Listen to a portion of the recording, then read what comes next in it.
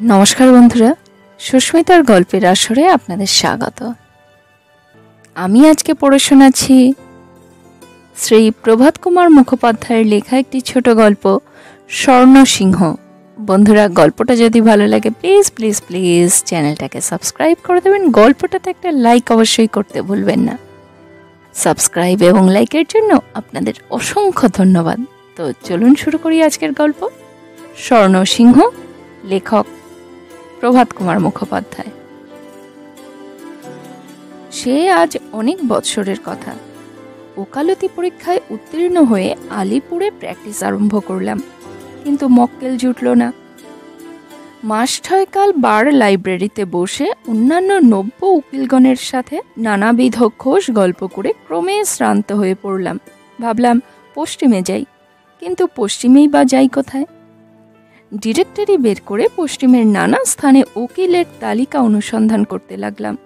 খুঁজতে খুঁজতে দেখলাম বিহারের সাসেরাম নামে একটা মহকুমা আছে। সেখানে বাঙালি উকিল একটিও নেই, আর কোনো বাঙালি লোকও নেই। যাবার পক্ষে বাধা ও বিস্তর, রেল নেই। আড়া স্টেশনে নেমে এক্কা করে ৩-৪ দিন যেতে হয়। ভাবলাম এই ঠিক হয়েছে, এই পৃথিবীর বাইরের কাশি, সাক্ষাৎ কৈলাস, এখানে গেলেই আমার পসার হবে। পশ্চিমের লোকের বিশ্বাস বাঙালিরা অত্যন্ত বুদ্ধিমান জাতি। ওদিকটায় বাঙালির এখনো বেশ খাতির আছে। সুতরাং মাসখানেকের মধ্যেই আমি সাসেরামে পৌঁছে প্র্যাকটিস আরম্ভ করলাম।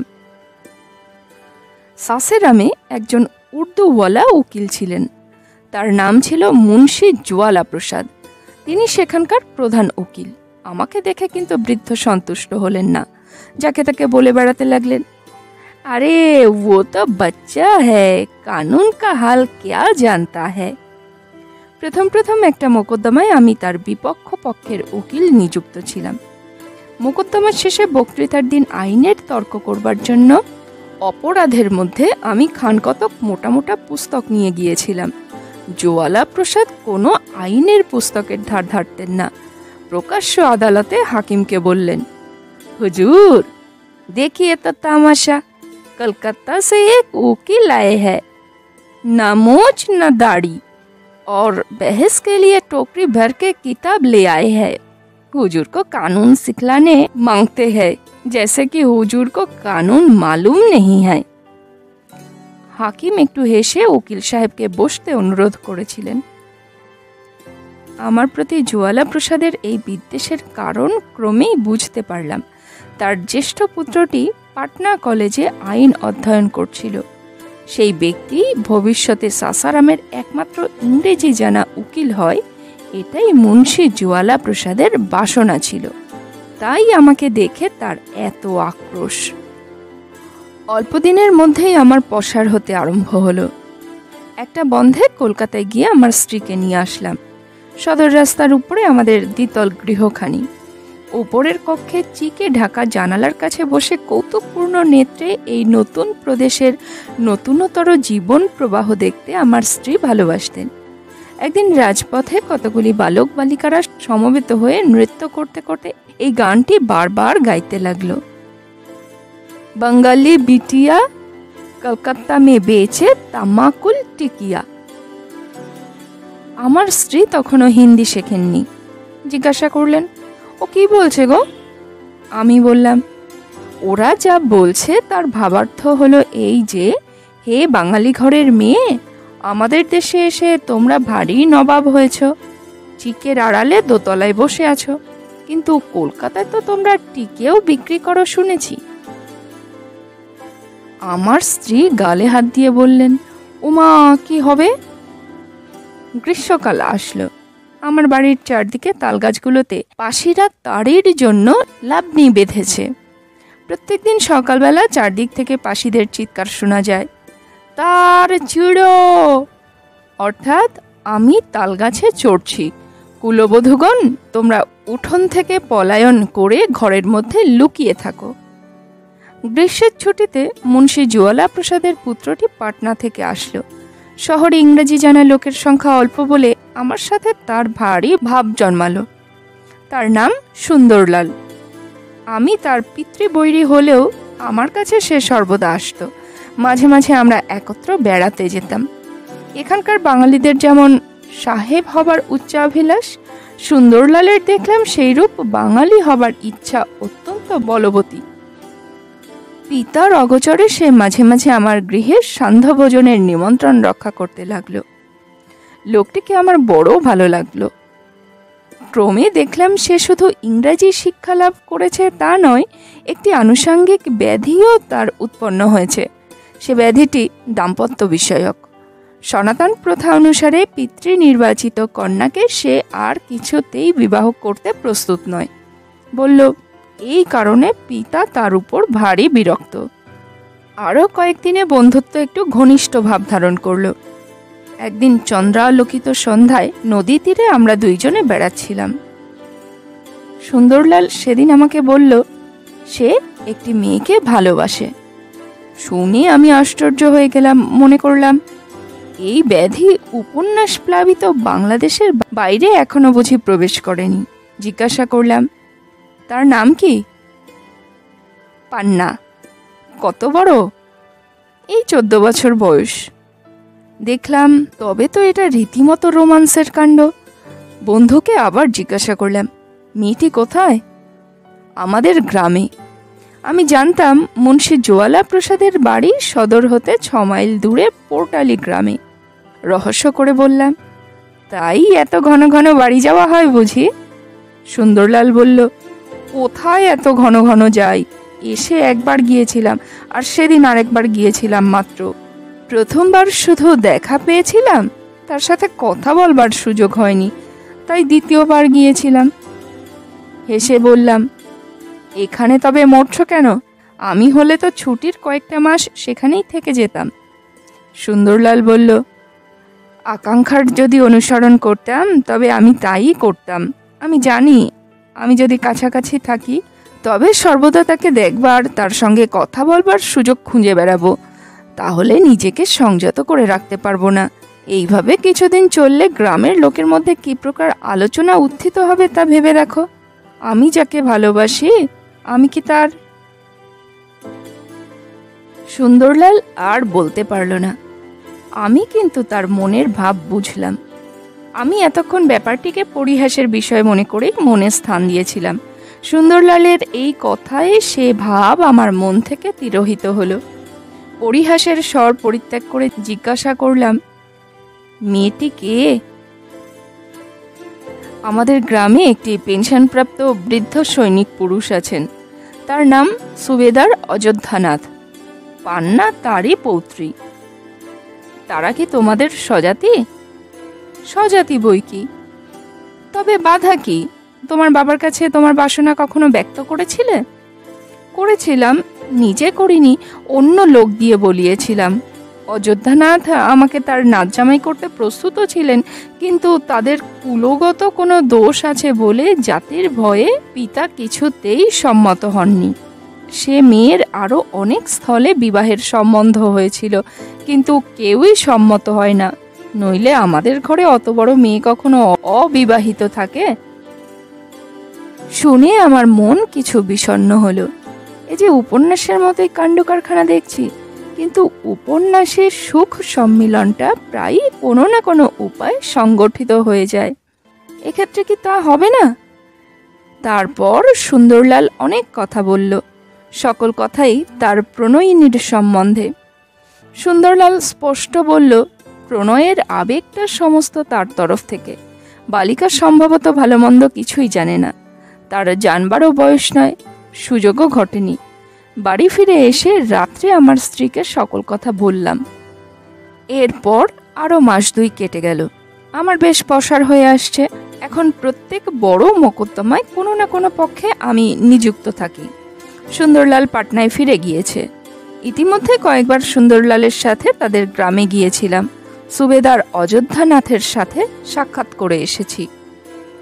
দূর থেকে অতর্কিতে আমার বন্ধুর মনোহরণকারিণীকেও দেখে এসেছি। মেয়েটি বেশ সুন্দরী বটে, তাকে ভালোবেসেছে বলে সুন্দরলালকে দোষ দিতে পারা যায় না। প্রথম যেদিন পাটলি থেকে ফিরে আসলাম, আমার স্ত্রী সর্বাগ্রে জিজ্ঞাসা করলেন, পান্নাকে দেখলে? দেখলাম বই কি। দেখতে কেমন গো? জ্ঞানীজনেরা বলে থাকেন, নিজের স্ত্রীর সামনে কখনো অন্য কোনো স্ত্রীলোকের রূপের প্রশংসা করো না, করলে বিপদের সম্ভাবনা আছে। তাই সাবধানতা অবলম্বন করে বললাম, দেখতে মন্দ কি? স্ত্রী বললেন, তবু কিরকম দেখতে, কিরকম রং, মুখ চোখ কিরকম? বললাম, তা ভালোই। আমার উত্তরে আমার স্ত্রী সন্তুষ্ট হলেন না, আবার জিজ্ঞাসা করলেন, খুব সুন্দরী? পূর্ববৎ সাবধানতা অবলম্বন করে বললাম, কি জানি, অত শত বুঝিনে। গৃহিণী বললেন, আহা, কথার কি শ্রী দেখো, কচি খোকা কিনা কিচ্ছু বোঝেন না। আচ্ছা, একটা কথা জিজ্ঞাসা করি, তুমি যদি সুন্দরলাল হতে, তাহলে তুমি কি ভালোবাসতে না? আমি দুষ্টুমি করে বললাম, কাকে, তোমাকে? শ্রীমতী রেগে বললেন, গা জ্বালা করে কথা শুনলে, পান্নাকে, পান্নাকে। আমি যদি সুন্দরলাল হতাম? হ্যাঁ গো হ্যাঁ, একটা কথা বুঝতে পারো না, এত পাশ করলে কি করে? এইরূপ প্রশ্নের উত্তরে কি বলতে হবে জ্ঞানীজনেরা তার কোনো নির্দেশ করেননি, সুতরাং কপাল ঠুকে বলে দিলাম, তা বাসতাম বোধহয়। কপাল ঠুকে বারুদের বাক্সতে দেশলাই ধরিয়ে দিলাম না কেন? ফল এর অপেক্ষা গুরুতর হতো না। অনেক কষ্টে মান ভাঙালাম। মানান্তে তিনি পান্নার পরিজনাদি সম্বন্ধে যে সকল প্রশ্ন জিজ্ঞাসা করলেন, প্রায় সকলগুলিরই সন্তোষজনক উত্তর দিতে সমর্থ হলাম। সুবেদারজি লোকটি বড় ভালো, ওই কন্যাটি তাহার সর্বস্ব। বলেন, ইচ্ছা করলে এখনই বিবাহ দিতে পারেন, কিন্তু মেয়েটিকে পরের হাতে সমর্পণ করে দিয়ে কি নিয়ে তিনি থাকবেন? আজীবন তিনি যুদ্ধ ব্যবসা করে কাটিয়েছেন, তার অনেক গল্প করলেন। আষাঢ় মাস, রাত্রে গভীর নিদ্রায় মগ্ন ছিলাম। সহসা কি একটা শব্দে নিদ্রাভঙ্গ হলো, কান পেতে রইলাম। দরজার বাইরে থেকে শব্দ আসলো, বাঙালি বাবু, এ বাঙালি বাবু। আমার নাম এখানে অল্প লোকেই জানে। সাধারণে আমি বাঙালি উকিল অথবা বাঙালি বাবু বলেই পরিচিত। পুনষ্ট শব্দ হলো, বাঙালি বাবু, এ বাবুজি। আমি কौन হায় বলে বিছানায় উঠে বসলাম। যারা বাহার তো আইয়ে। আমার স্ত্রীও জেগে উঠলেন, বললেন, কোনো অমঙ্গলের টেলিগ্রাম এসেছে বুঝি? বাতি জেলে চটি জুতো পায়ে দিয়ে বেরোলাম। জ্যোৎস্না রাত্রি, কিন্তু আকাশে অল্প মেঘ ছিল, তাই জ্যোৎস্না ম্লান দেখাচ্ছিল। তালগাছগুলি কাঁপিয়ে সনসন করে বাতাস বইছে। উঠানের পাশে টগর গাছে এক গাছ ফুল ফুটে রয়েছে। সদর দরজা খুলে দেখি একটি অপরিচিত ব্যক্তি দাঁড়িয়ে আছে। কে তুমি? লোকটি বলল, মোহাক্কেল। এত রাত্রে কেন? একটি বৃদ্ধ মৃত্যুশয্যায় শায়িত, উইল করতে হবে, এখনই না গেলে নয়। ভোর অবধি তার নিঃশ্বাস থাকবে কিনা সন্দেহ। কত দূর যেতে হবে? বেশি নয়, এখান থেকে 2-3 ক্রোশ মাত্র। যাব কি করে? ঘোড়া এনেছি। ফিজ এনেছ? এনেছি। কত লাগবে? এই রাত্রে আমি 100 টাকার কমে যাব না। এই নিন। বলে লোকটি তার চাদরের প্রান্ত থেকে টাকার নোটে 100 টাকা গুনে দিল। আমি তাকে কিঞ্চিত অপেক্ষা করতে বলে বাড়ির ভিতরে প্রস্তুত হতে গেলাম।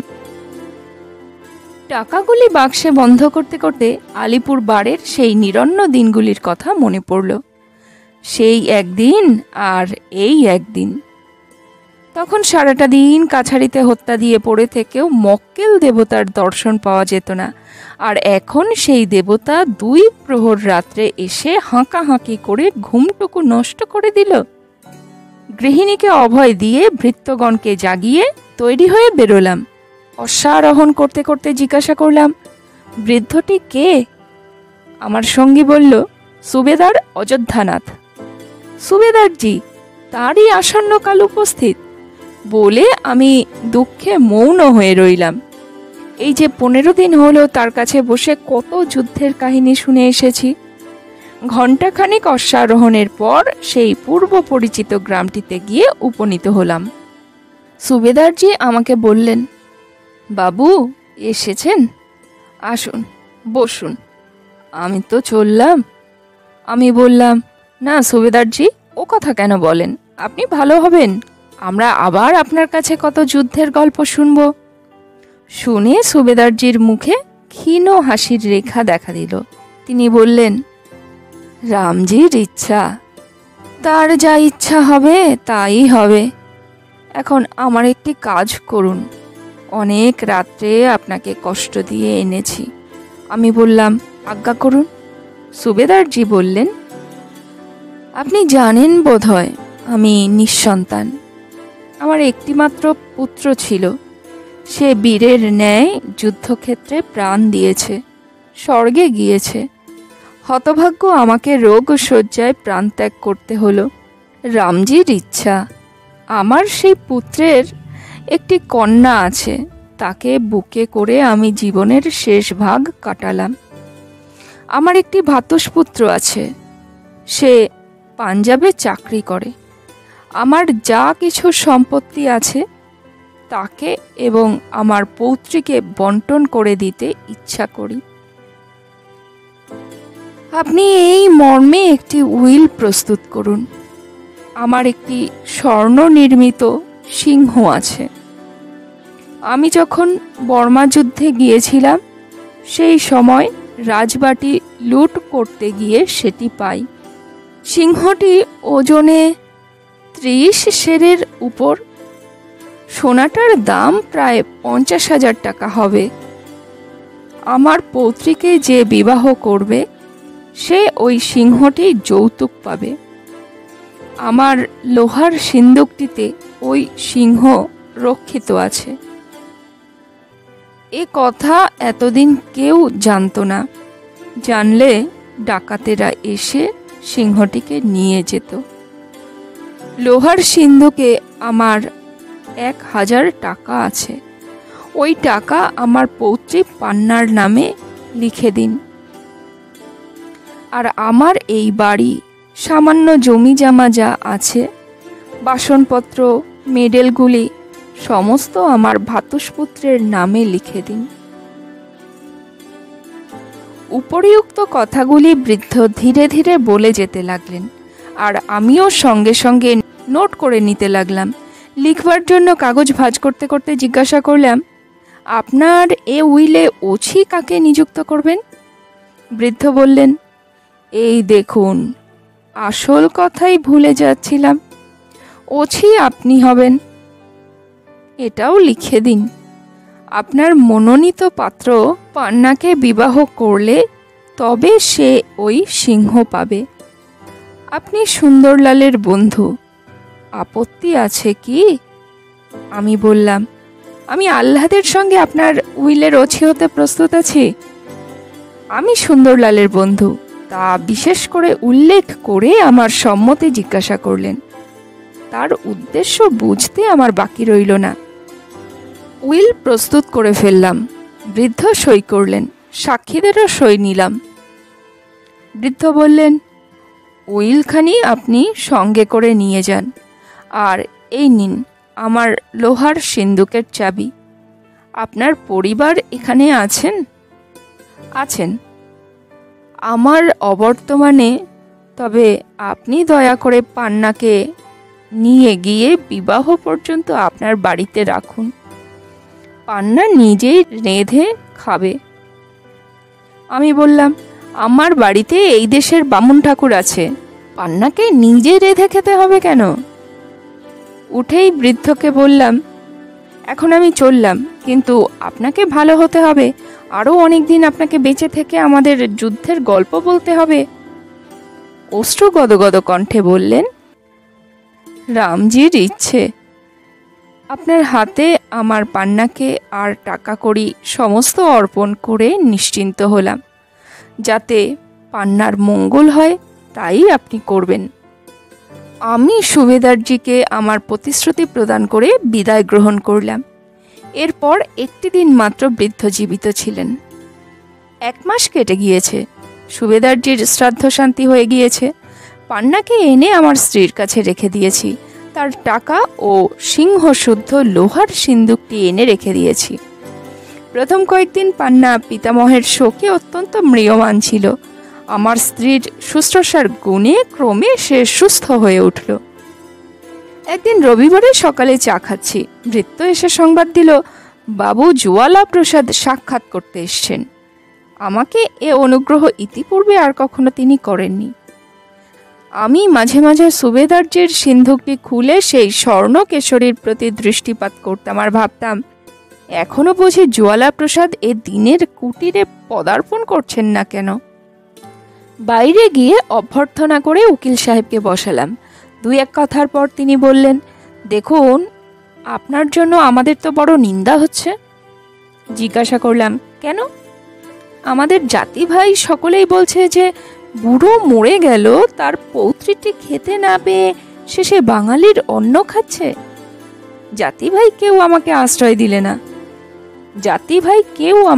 আশ্রয় দিল না। আমি আশ্চর্য হয়ে বললাম, খেতে না পেয়ে কেন? পান্না তো একেবারে নিঃস্ব নয়। সুবেদারজি উইল করে তাকে কিছু দিয়ে গেছেন, তা কি আপনি শোনেননি? জ্বালা প্রসাদ বিস্মিতের মতো বললেন, উইল করেছেন? তার কি ছিল যে তিনি উইল করবেন? আপনি পরিহাস করছেন। উকিল সাহেবের এই অভিনয়টুকু দেখে মনে মনে আমোদ অনুভব করলাম। আমায়িকভাবে বললাম, না, উইল করে গিয়েছেন, আমি সেই উইল লিখেছি। জ্বালা প্রসাদ বললেন, তা ভালো। বাড়িটি আর 2-10 টাকা যা আছে বুড়োর, তা উইল করে গিয়েছে বোধহয়। তা বুদ্ধির কাজই করেছেন। ওই যে পান্নার পিতা, বুড়োর বিবাহিত স্ত্রীর সন্তান ছিল না বলে একটা গুজব আছে কি না? উইল না করলে সম্ভবত ও বাড়িটি বুড়োর ভ্রাতুষ্পুত্র এসে দখল করত। ওকালতি করতে করতে বুড়ো হয়ে গেলাম, সবই বুঝতে পারি বলে তিনি একটু কাষ্ঠ হাসি হাসলেন। লোকটার মুখ দেখে আমি বেশ বুঝতে পারলাম আসল কথাটাই তার মনে তোলপাড় করছে, অথচ প্রকাশ করবার সাহস হচ্ছে না। নানা অসম্বন্ধ কথা পেড়ে নিতান্ত অসংলগ্নভাবে অবশেষে কথাটা বলে ফেললেন। পান্নার সাথে সুন্দরলালের বিবাহের প্রস্তাব করলেন। আমি মনে মনে বললাম, হে স্বর্ণকেশরী, ধন্য তোমার মহিমা। জ্বালা প্রসাদকে বললাম, মেয়েটির যে ওই যে কুলগত দোষ আছে, তাতে আপনার জাতি ভাইরা কোনো আপত্তি করবে না তো? জ্বালা প্রসাদ বললেন, করবে, আমি বিলক্ষণ জানি। তারা আমাকে একঘরে করবে, কিন্তু আমরা শিক্ষিত ব্যক্তিরা যদি নির্বোধ সমাজ শাসনে এত ভয় করে চলি, তাহলে দেশের কুসংস্কারাচ্ছন্ন রীতিনীতি কি কখনো সংশোধিত হবে বলে মনে করেন নবীনবাবু? অনেক কষ্টে হাসি সংবরণ করে গম্ভীরভাবে আমি মাথাটি নাড়তে লাগলাম। বললাম, ঠিক উকিল সাহেব, আপনি আপনার বিদ্যাবত্তার উপযুক্ত কথাই বলেছেন। জ্বালা প্রসাদ বললেন, ইংরেজি আমি পড়িনি বটে, কিন্তু সমাজ ও ধর্ম সম্বন্ধে আমার মতাদি ইংরেজি শিক্ষিতগণের মতোই। আমি পূর্ববৎ গম্ভীরভাবে বললাম, তা তো বটেই। জ্বালা প্রসাদ বোধহয় মনে করলেন তার এই ভণ্ডামিটুকু আমি ধরতে পারিনি, তাই উৎসাহিত হয়ে বললেন, আচ্ছা নবীনবাবু, আপনি তো সুন্দরলালের সঙ্গে বিশেষ বন্ধুত্ব স্থাপন করেছেন। একটা কথা আপনাকে জিজ্ঞাসা করি, আমি সম্প্রতি শুনলাম যে সুন্দরলাল পান্নাকে বিবাহ করবার জন্য পাগল, তা কি সত্য? আমি বললাম, সত্য। জ্বালা প্রসাদ উৎসাহের সঙ্গে বললেন, তবে আমার মনের সকল দ্বিধাই এখন কেটে গেল। হোক পান্না কুজাতি, হোক সে অর্থহীনা, আমার পুত্র যাকে হৃদয় সমর্পণ করেছে, আমি তাকে পুত্রবধূ করব। আমার পুত্রের সুখ বড় না আমার জাতি বড় নবীনবাবু? হাস্যের এত প্রচণ্ড শক্তি রোধ করবার ক্ষমতা আমার আছে, তা আমি আগে জানতাম না। পূর্ববৎ শান্তভাবে বললাম, অবশ্য আপনার পুত্রের সুখই বড় উকিল সাহেব। জ্বালা প্রসাদ বললেন, তবে আপনার মত আছে তো? আমি কিছুক্ষণ চিন্তা করার ভান করলাম। জ্বালা প্রসাদের মুখ কালিমাময় হয়ে আসতে লাগলো। তার মনে হলো তবে বুঝি আমি অমত করি। আমাকে নিরুত্তর দেখে জ্বালা প্রসাদ বললেন, সুন্দরলাল যখন আপনার প্রিয় বন্ধু, তখন অবশ্যই তার শুভ ইচ্ছা আপনি রাখবেন। শেষে আমি বললাম, আমার মত আছে। শুনে স্বর্ণলোভী বৃদ্ধ আনন্দে যেন অধীর হয়ে উঠলেন। প্রথমে স্বর্ণসিংহের অস্তিত্ব বিষয়ে অজ্ঞতার ভানটুকু দেখাতে যেরকম কৃতকার্য হয়েছিলেন, এখন এই অপরিমিত আনন্দোচ্ছ্বাসটুকু গোপন করতে সেই রকম কৃতকার্য হতে পারলেন না। অন্য সকল চিত্তবৃত্তি অপেক্ষা প্রবল আনন্দ গোপন করাই বোধহয় মানুষের পক্ষে সর্বাপেক্ষা কঠিন। পান্না সুন্দরলালের বিবাহ হয়ে গেল। উইলে প্রভেট নিয়েছি। পান্নার 1000 টাকা তার নামে কোম্পানির কাগজ কিনে দেব বলে রেখে দিয়েছি। সিংহটি জোয়ালা প্রসাদ নিয়ে গিয়েছে। বিবাহের সপ্তাহখানেক পরে আবার নিশীথের শান্তিভঙ্গ করে আমার সদর দরজায় শব্দ উত্থিত হলো, বাবু, লবিন বাবু। জেগে উঠে ভাবলাম, আবার কারো উইল করতে হবে নাকি? বাইরে এসে দেখলাম লণ্ঠন হাতে একটা ভৃত্য দাঁড়িয়ে আছে, তার পিছনে পান্না ও সুন্দরলাল। আশ্চর্য হয়ে জিজ্ঞাসা করলাম, কি হে, ব্যাপার কি? ভিতরে চলো, বলছি। ভৃত্যকে বিদায় দিয়ে সুন্দরলাল পান্নাকে নিয়ে আমার অঙ্গনে প্রবেশ করলো। বলল, বাবা আমাদের তাড়িয়ে দিয়েছেন। কেন? সে সোনার সিংহটা সমস্ত সোনার নয়, খুব পাতলা সোনার পাতে উপরটা মোড়া ছিল, ভিতরটা সমস্তই তামা। বাবা আগেই বলেছিলেন ওটা গলিয়ে বিক্রি করে কোম্পানির কাগজ কিনে রাখবেন, নইলে ডাকাতে কোন দিন সিংহটা নিয়ে যাবে। আজ সন্ধ্যা থেকে গলানো হচ্ছিল। 200 টাকার আন্দাজ সোনা বেরিয়েছে, বাকি সমস্তই তামা।